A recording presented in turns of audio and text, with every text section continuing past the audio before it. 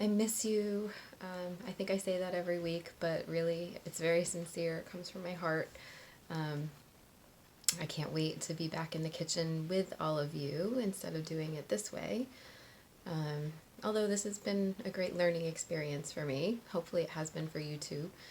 I know you guys all have a lot of extra time on your hands, and that can lead to a lot of experimenting in the kitchen, which I hope you're taking advantage of. So each week I'm very intentional about the recipes that I choose for a couple reasons. I want you to learn something, obviously, but then I also want to make sure that it's accessible to most people without having to go to the store, because I don't want any of you to put yourselves in jeopardy, um, or to miss out on the recipe because you are being diligent and not going to the store. So I'm trying to use things that you might have on hand that you've stocked up on and that keep well. So that's why this week we're talking about root vegetables, because vegetables are really important for keeping your body strong, your immune system healthy and working properly. But a lot of vegetables are difficult to stock up on because they go bad so quickly. So you can only get what you're going to use. But the exception is root vegetables.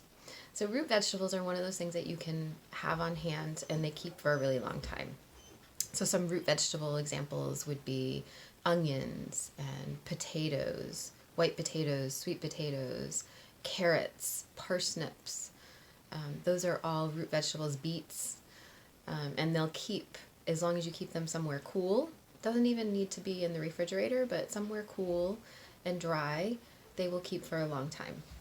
The other neat thing about root vegetables, a lot of them, like potatoes, um, even keeping them in a cool, dry place, sometimes you'll see sprouts on them, right?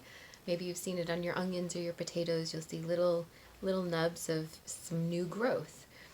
And that means that those are things that you can plant. So now we're getting into planting season. So if you see that on your potato, let's try and grow some, right? Then you'll have it accessible all the time. So in order to grow that potato, what I usually do is I cut it into fourths, cut it into 4 pieces when you have the little growth on it. Make sure that each piece has a growth, and you bury it. And then as it starts to grow and you start to see the plant coming above the soil, cover it with more soil. And that will encourage it to continue to make more potatoes underneath the soil. And then you'll have a good harvest when it's time to do that. So let me know if you try that. I'd be happy to see that. And onions, just plant the entire onion and it'll grow. So the recipe that we're going to make today is a Thai sweet potato soup. A lot of you that live in this area have already tried it. So I thought this would be a good way to share an absolute favorite, so that you can make it at home. Because this time of year, typically we're making this soup for a fundraiser called Empty Bowls that our High School National Honor Society participates in. And the money raised goes back into food pantries and feeding the hungry. So it's a very worthy cause. It's one that's obviously something that we support fully, and a lot of our high school leaders participate in the National Honor Society. So it's a way that we can support both them and further our mission. And a lot of the students who are artists make the bowls so that you have homemade pottery that you're taking home and you get to enjoy a delicious bowl of soup. And so we always make our Thai sweet potato soup. We made it the first year because we thought it would be a good one to share. And it was so popular, it didn't even make it through halfway through the evening before it was completely gone. So we started increasing the amount that we make, and we continue to make that one because it's being requested every year. So unfortunately, without doing the fundraiser this year, people aren't getting our Thai sweet potato soup. So I thought we would share that today with you, and you can make it at home. Another reason why I chose this recipe is that it has a lot of immune boosting ingredients in it. So it doesn't have a ton of ingredients, but the ingredients it has all focus on boosting your immune system. And this is the perfect time to be doing that. So let's load up on this soup and this week, you know, we're going to have some crazy weather, and it's good soup weather. It's not quite too warm out yet. It's perfect for that nice bowl of soup to stay cozy. So if you make it, please share with us how it came out. I want to see pictures. I want to hear what you thought of it. If you change anything about the recipe, feel free to offer up that advice. And I will be talking about some substitutions you can make if you don't have some of the ingredients on hand, because I realize that a couple of them are things that you might not likely have on hand, and that's okay. It might have a little bit of a different flavor, but it'll still be delicious, I'm sure. All right, so let's head over to the kitchen. Let's wash our hands and put our hair up and get ready to get started. See you in the kitchen.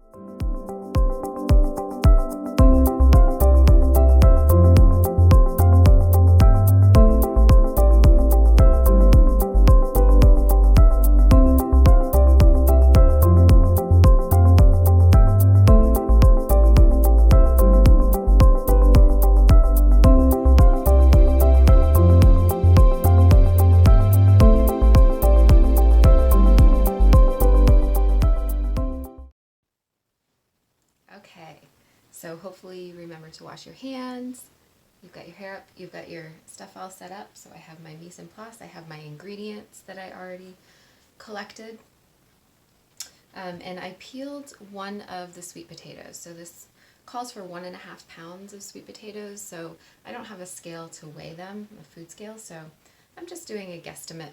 You know, this isn't baking, this is actual cooking. So you can use your best judgment, and it doesn't have to be quite as exact, okay? Because everyone has different tastes too, so you can adjust it accordingly.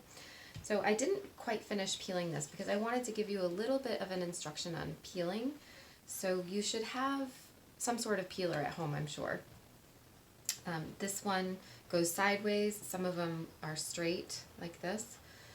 Either way, the right way to peel anything is to always go away from you.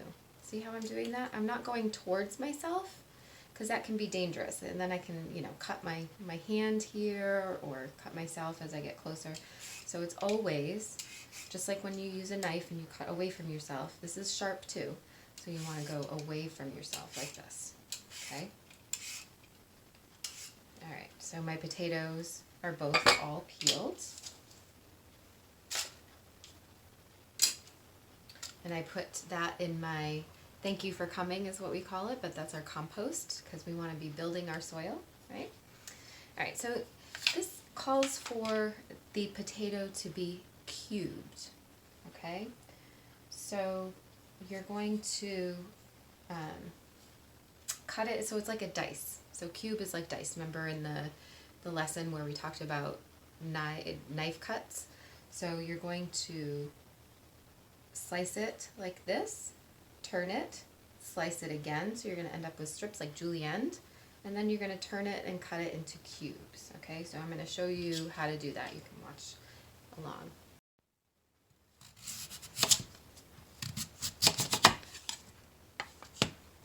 I'm turning it to the flat side to always make it easier so that you're not struggling with it rolling around, okay? So sweet potatoes are really, really difficult to cut. So if you need to ask an adult for help, please do. I don't want anyone getting cut. Okay.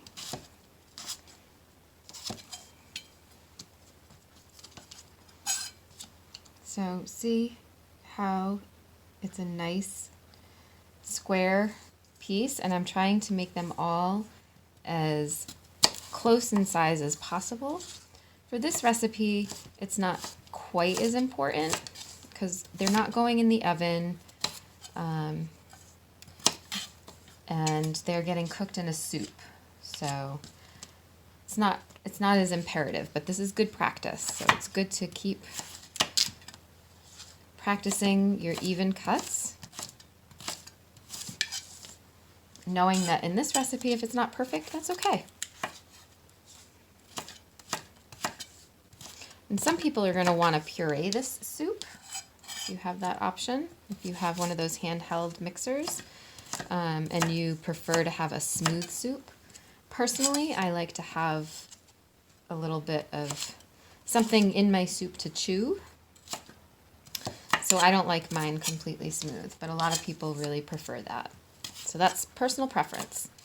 And there's no wrong way. It's whatever you prefer. That's the beauty of cooking your own food. You make it exactly the way you want it.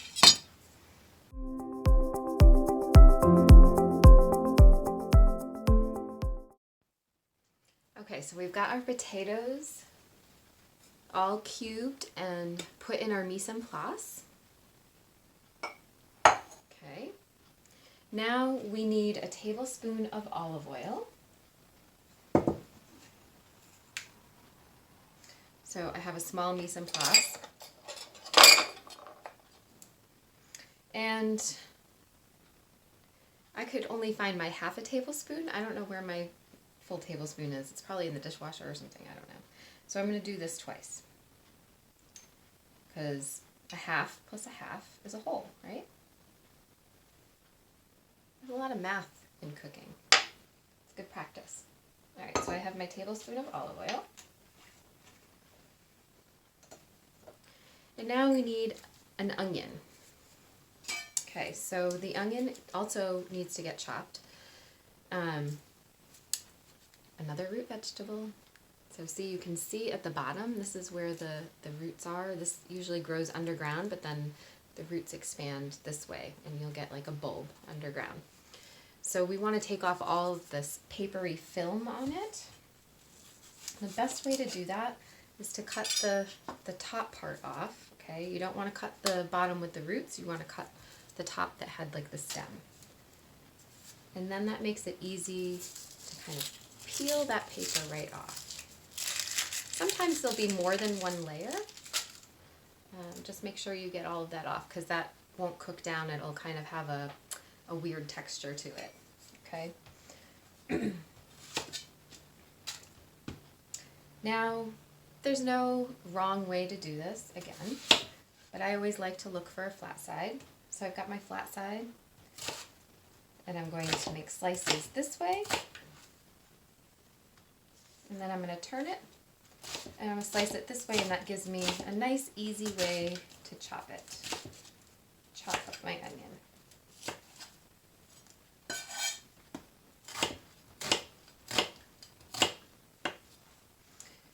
And sometimes you'll get a really strong onion, bring tears to your eyes.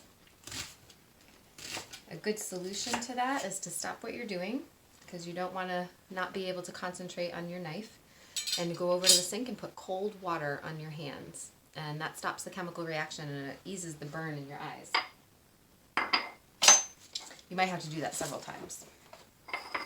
All right, I'll put my onions in the mise en place I have dedicated to them. They fit perfectly. That was a good guesstimate for a size I would need. All right, so now is an ingredient you might not have in the house. Next time someone goes to the grocery store or you order a delivery, I would recommend that you get this. Ooh, my eyes are starting to water. I'm going to flip over my cutting board. Okay, this is ginger root, and this is great for keeping you healthy when there's viruses and stuff around you. So if you don't have fresh ginger root, you most likely have a powdered ginger in your house for baking, and you can use that. So this calls for, let's see, a 2-inch piece. I would do, I would start with a teaspoon of the dried ginger and see the flavor. You might have to add more, but you can always add it. You can't take it away. So I would start with 1. Okay. So this we also want to peel, and that can be tricky because there's a lot of little nubs on it and things. And again, ginger root is a root, and it is something that you can plant and grow. Oof, that onion's strong. Plant and grow in your backyard as well. If you are in New England, like I am, it might not grow very well, but it will grow. Whew, I'm back.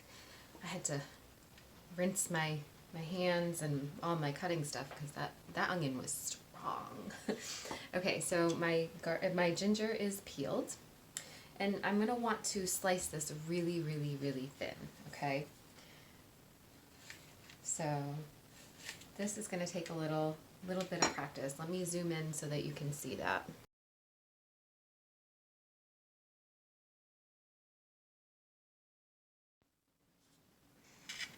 Okay. So ginger is very, very strong. So the thinner the pieces, the better. Okay? Because nobody wants to get a huge mouthful.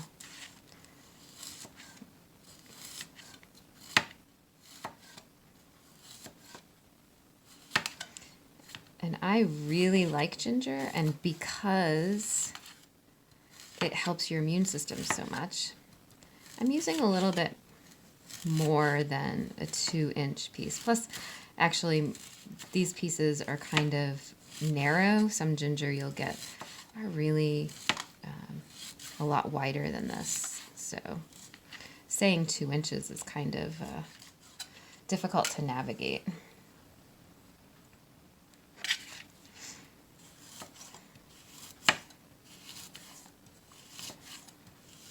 But again, this is all personal taste. If you're not a huge fan of ginger, then you might want to add a little bit less. But I wouldn't eliminate it. It adds a great dimension to this recipe. It really makes it. And because of the superpowers it has for our immune system, I definitely would not leave it out. I would definitely include it. Okay, so see those nice thin pieces there. That's what you want to be using in your recipe. Okay, so I'm going to go ahead and put those into a mise en place. Let's see. This one looks like a good size. Okay. All right, now this is another ingredient that you might not have. This is red curry paste. Okay. It's one of my favorite ingredients, so I always have a few jars on hand. I love curry. If you don't have red curry paste, you can just use a curry powder. Hopefully you have that. If you don't have that, you can experiment with combinations of maybe it's gonna alter the flavor a lot, but you could add like cumin and cayenne pepper just to kind of spice it up a little bit. All right, so what do we need? We need a tablespoon. Again, this is half a tablespoon, so I'm going to need 2 of these.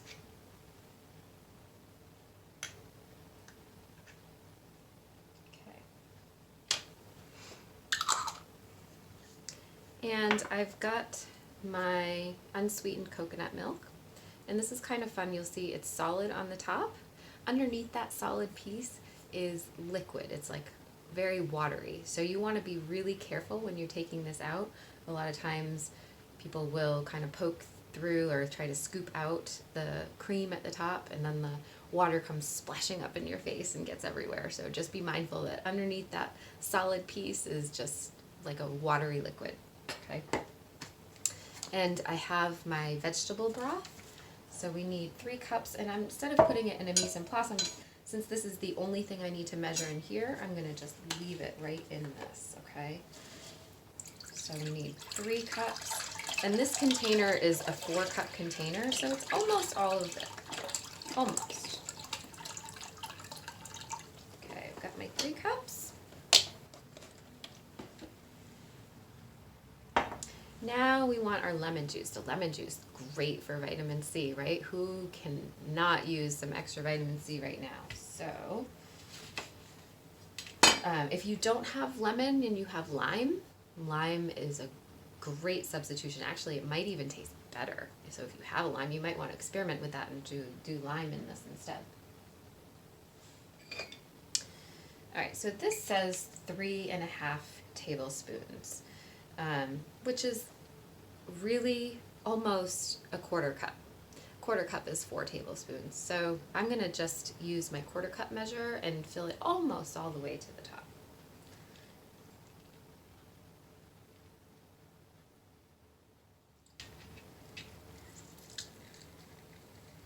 you have a juicer, you can go ahead and use that.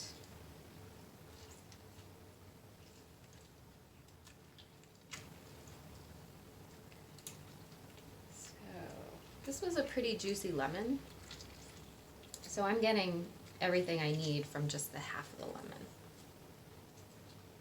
I think what I'm going to do with the other half is squeeze it into some nice hot water and drink that up. Get my extra vitamin C.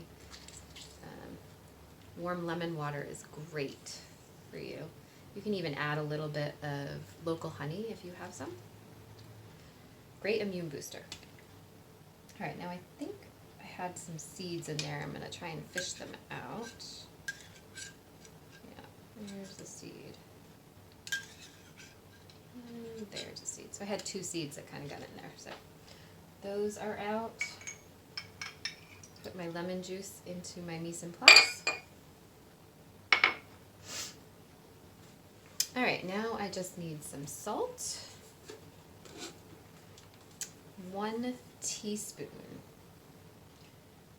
All right, so I don't have my teaspoon measure, so I am just going to guesstimate.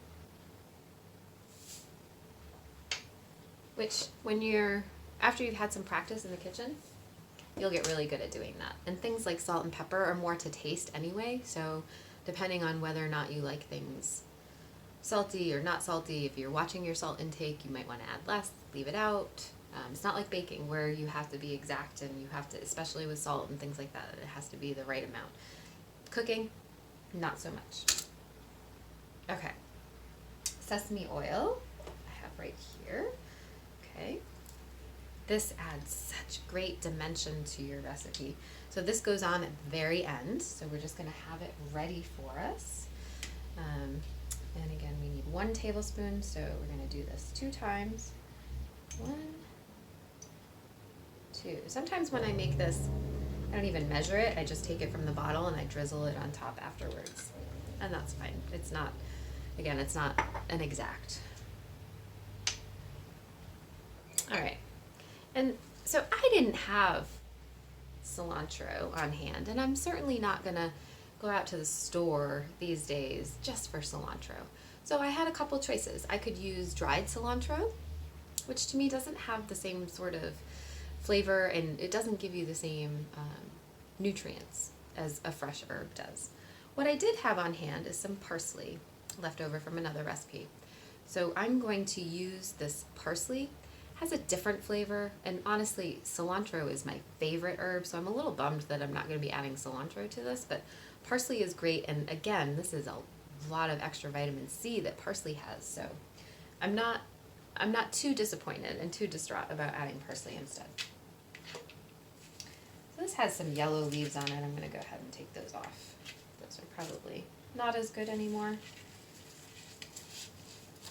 And parsley and cilantro both are something that the stems are very tender, and so they're fine to include. If your recipe calls for something like rosemary, rosemary has very thick tree-like stems, and those would not be a good addition into a recipe, and you have to be much more careful about removing the leaves from the stems. This is not the case for this recipe. All right. And actually the cilantro, or in my case parsley, is just used as a garnish on top of the soup, but it adds a little extra kick to it. So it's not that important. If you don't have either one, you could just eliminate it and you don't use it at all, and that's fine. Okay. And that's the same with the sesame oil. If you don't have sesame oil, don't worry about it. It adds a tremendous amount of flavor to this recipe, but it will be good without it, so you'll be okay. All right, so we are all set with our mise en place, so we can go ahead and move into the cooking phase. So I have my big pot here, my soup pot, and I'm going to heat my oil. Okay, so it tells me to heat it over medium heat, and then I'm going to add my onions and my ginger, and I'm going to brown those just a little bit, just soften them, okay, for a couple minutes. All right, so let's go ahead and do that. Got my oil. I'm going to turn my stove on. onto medium. And I'm going to get my onions and my ginger ready to be added into that, okay? You'll see when your oil is ready, you'll see it like start to kind of spread out and get a little thinner. That's when you know that it's ready to add your ingredients. You don't want to add them too soon when the oil is not hot enough. Okay? And you don't want to let the oil sit and then get to a smoke temperature, because then it becomes a hazard too. You can start a fire. Alright, so while that is getting ready, I think I'm going to position the camera so that you'll be able to get a better view of exactly what I'm doing in the pan so that you can replicate it, okay? Okay, it looks like our oil is just about ready. Do you see how thin it is? It's just kind of spreading out over the pan, just makes it look glossy. Now I'm going to add my onion.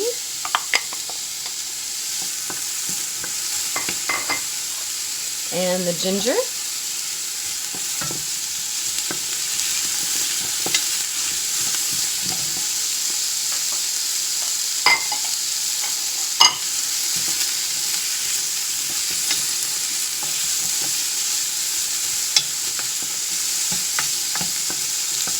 Okay, so it says to stir this and cook it until it's tender, which they estimate is about 5 minutes.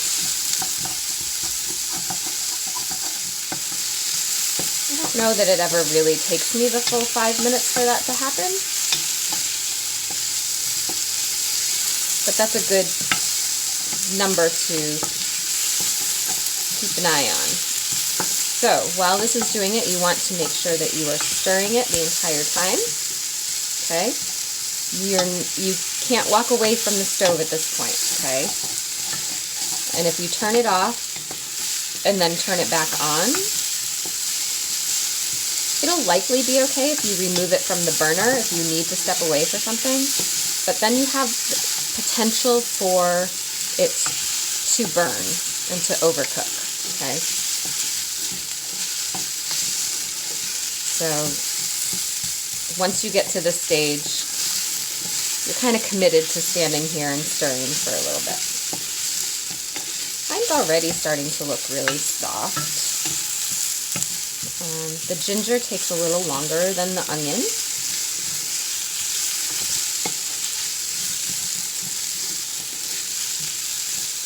It smells so good.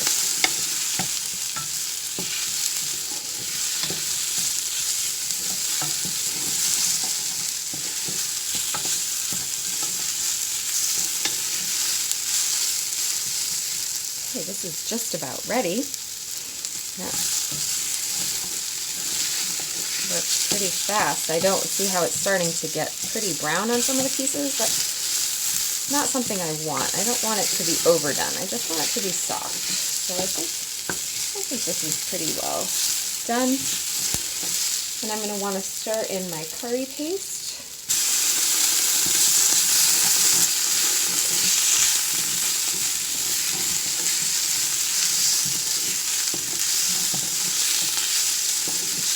Ooh, now it's really starting to smell good.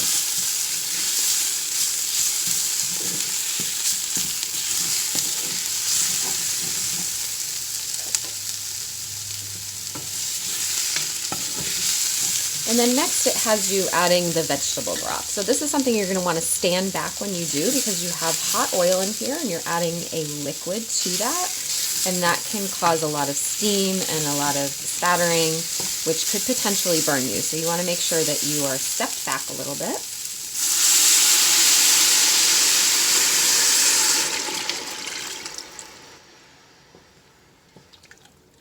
Okay.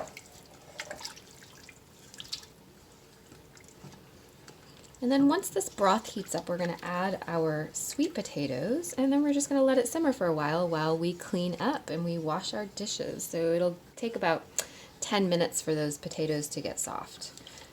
And that's plenty of time to clean up your space, do your dishes, which is so important, and then we can come back and finish it up. There's only a few more steps after that, so this is a really quick, easy recipe that can be done in a fairly short amount of time. All right, so we've got our potatoes ready.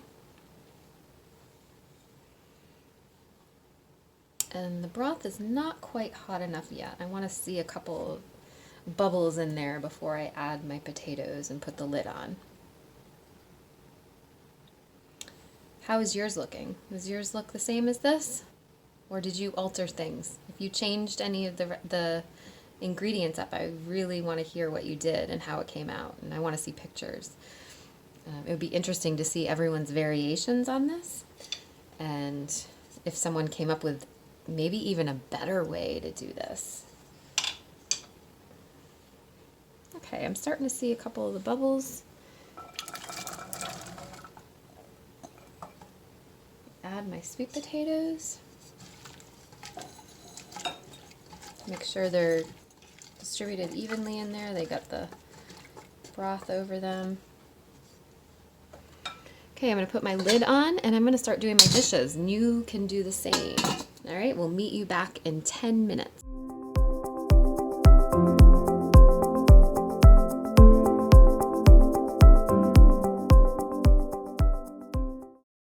Okay, so our potatoes are looking pretty good. And it's time to add the coconut milk. All right, so remember I told you that there's that hard part on the top and then there's the water underneath. So I'm going to use a knife just to kind of break this off so it isn't splashing up at me. So I'm going to cut around the edge.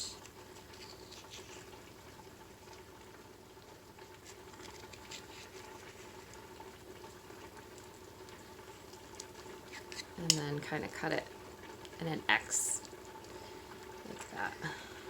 See if I can kind of scoop it out into the soup, and then I'm going to stir it just to make sure that it's mixed well, and then I'm going to let it sit for a couple more minutes and absorb all the flavors.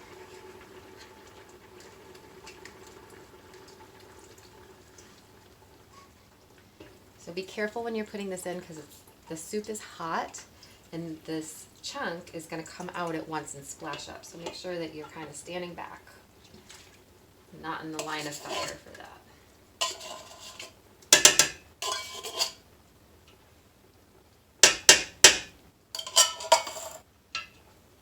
Okay, I'm going to bring this over so that you can see how that's a big chunk in there. And coconut will melt, so this will kind of melt down. It's kind of like butter.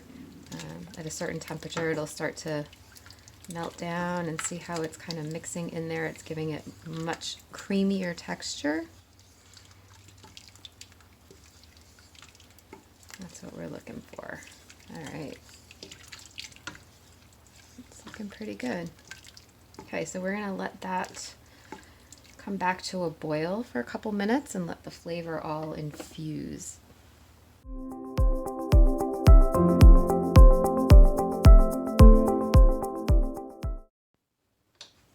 Okay, so I like mine, I told you, a little chunky. Some people like it really smooth, so this would be a time when you can get out your blender and you can blend it if you want it smooth. I'm going to do something a little different. I have to find my masher, but I'm going to mash it a little bit just to get some of it smooth, and it gives it a bright orange color. But I like to have some chunks in there, so let me go ahead and grab that and I'll be right back. Okay, I've got my masher. And let's see.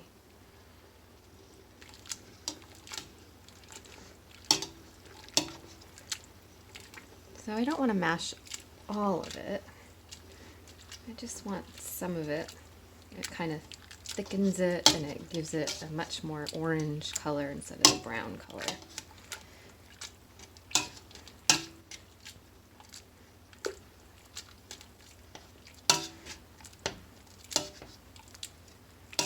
Okay. I think that's good for my liking. And again, everyone's going to be different. So if you like yours smooth, go ahead and get your hand blender and make it smooth. Okay, now we need to add our lemon juice and salt. So I'm going to just go ahead and add lemon juice, my salt, stir that up.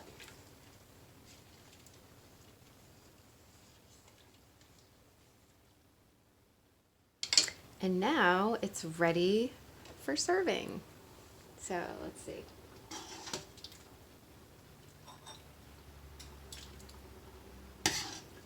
And this is where you get to work on your presentation. So you're going to want to drizzle some of the sesame oil on it, like that. And then if you have parsley or cilantro, put a little bit in the center like that. Okay, it gives it a beautiful presentation. I'm gonna go ahead and grab a spoon. I can't wait to try this.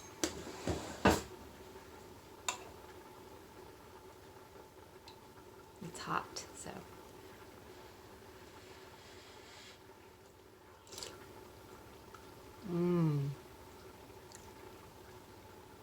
This is definitely my favorite soup. I love this soup. I hope you enjoy it as much as I do. And something that I realized that I didn't talk to you about before, if you don't have sweet potatoes and you want to try this recipe, try a different vegetable like a butternut squash would probably work fairly well. Maybe a combination of carrots and parsnips might work well. If you come up with a different idea, let us know. Let us know what you used. White potato would be very interesting. I think it would change it a lot. I don't know how good it would be because you lose that kind of sweet flavor that the sweet potatoes bring to it. But if you do try that, let us know how it goes. All right, I look forward to hearing all of your feedback and all of the changes that you made based on what you have in your pantry. And I'll see you next week with a new recipe. Till then.